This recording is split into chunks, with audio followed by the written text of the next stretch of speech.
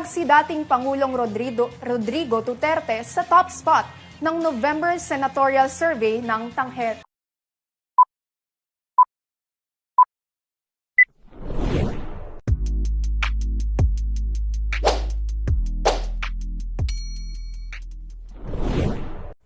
Welcome back sa aking YouTube channel. Para sa mga first time lang manonood, please click mo na yan, Jeremy's TV Mali. Anyway guys, wala nang ba ito, libre lang, tulong mo na lang din sa kapwa. Right, thank you very much. So topic natin ngayon po today's video, sa politics tayo guys. Digong nalaglag sa top spot ng latest survey ng Tangere o ng Manila Bulletin guys. Yan ang laman ng balita ngayon na latest guys. So marami nagsasabi noon na magiging opposition na nga itong si Digong. Kaya sabi ng mga supporter nila, no, lakas. Kasi last month, naging top 1 itong si Digong sa latest survey. Last month guys, sa senatorial survey. So nakalagay kasi dyan kung ngayon magaganap ang election, sino ang number 1 mo, sino ang napipisil mong kandidato. So, naungusan na siya guys, again, itong si AK Party List, si Erwin Tulfo, na kapatid ni Rapi Tulfo. So, naungusan na ni Duterte. Kung maalala niya, di ba guys, last month din, si Rapi Tulfo, naungusan naman itong si Inday, di ba? From 38 itong si Inday, naging 30 na lang. At umangat ng gusto itong si Rapi Tulfo, naging 32%. At ngayon naman ito na guys, bumagsak na rin. Itong si Digong, ng number 2 spot na nandun sa. So, di ba? So, yan guys, pakita ko lang sa inyo. Number 1 si Tulfo, nakakuha siya ng 60%. Itong si Digong, 57.39%. Number 3 itong si Tito Soto, 49%. Si Amy Marcos na 48.78%. Si Bongo, 47.22%. At syempre, yung talagang kinakampanya natin guys, si Yorme nakakuha ng 44% guys. Malakas, di ba? Pang number 6 siya guys, pang number 6 siya. Dito sa top 12. Sumunod sa kanya itong si Pacquiao, 42, tapos si Doc Willie Ong. Sumunod si Pia Cayetano at itong si Bato de la Rosa. So ito naman ang pang number 11.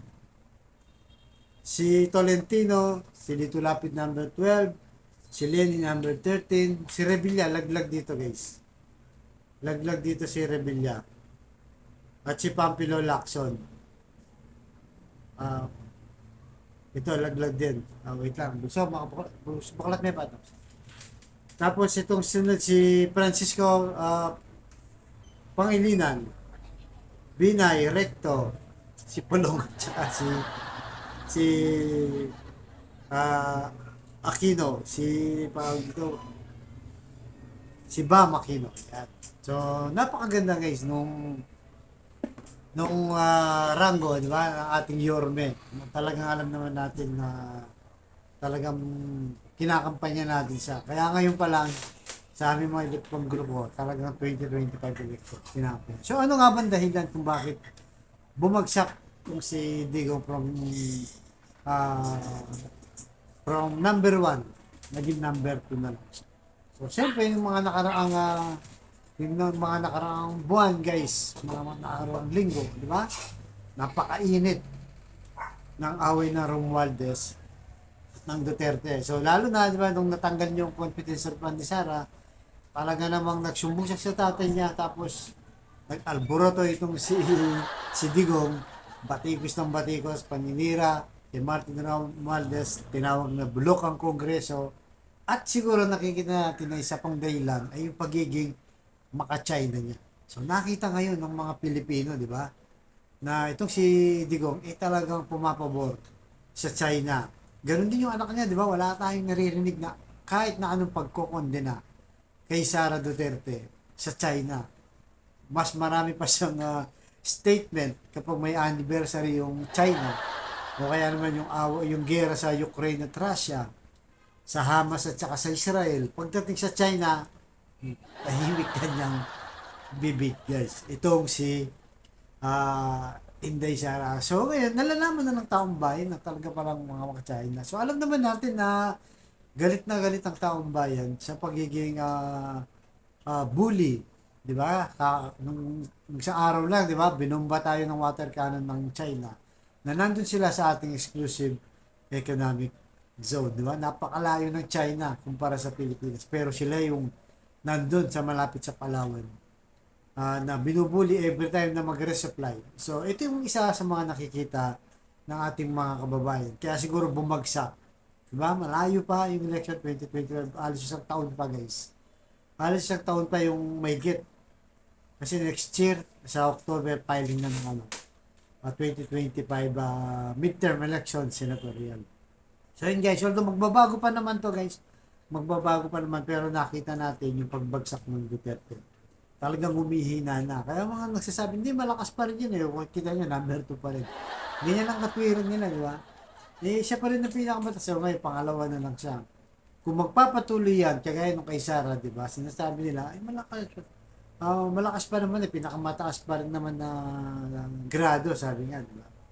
Pero, syempre, hindi naman yun ang pinag-uusapan. Ang pinag-uusapan nito, yung pagbagsak din.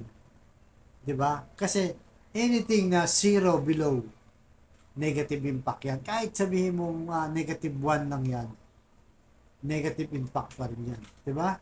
Eh, kung double digit pa, kagaya kay Sara. At saka itong kahit 1% lang, guys. Anything na above 0, kahit 1% lang, positive na yan. Ganyan na nangyayari ngayon, di ba? Mas tumaas pa si Romualdez, si Subiri, di ba? Although si BBM talagang bumagsak din kasama ni Sara. At ngayon, bumabagsak na rin si Digong. So hindi magandang hindi magandang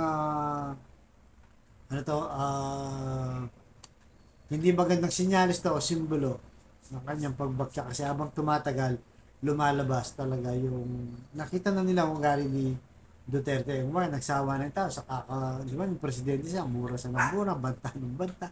Ngayon wala na talaga. Kaya dapat tanggapin na talaga ng mga DDS supporter na tapos na si Digong. At magkaiba sila ni Sara. Ibang-iba naman. Kung noong panahon ni Duterte, di ba, dati, hindi naman yan bumabagsak, guys. Eh.